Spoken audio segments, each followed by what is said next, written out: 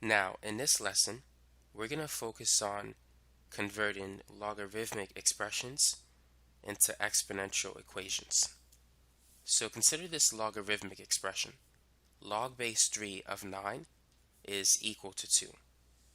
How can you convert it from logarithmic form to exponential form? Well, here is the generic equation. Let's say if we have log base a of b is equal to c. A raised to the c is equal to b. So this is the equivalent expression in exponential form. So likewise, 3 raised to the second power is equal to 9.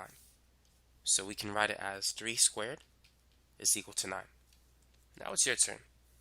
Convert the following logarithmic expression into its exponential form. And you can try this one as well.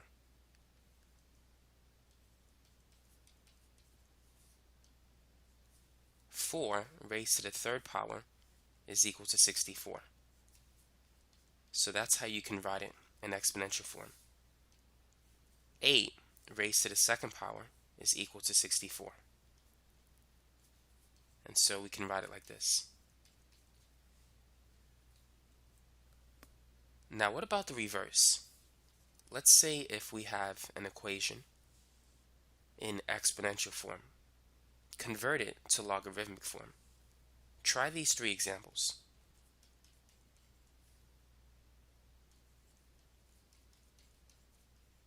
Feel free to pause the video. So the base is 2. The base is the one with the exponent. So log base 2, and what is across the equal sign? We'll go here, and the logarithmic function always equals the exponent. So to check it, you can see that 2 raised to the third power is equal to 8.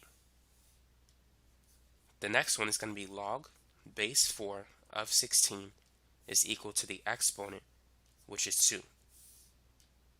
4 raised to the second power is equal to 16. For the last one, log base 5, the base is the one with the exponent, of 125 is equal to the exponent of 3.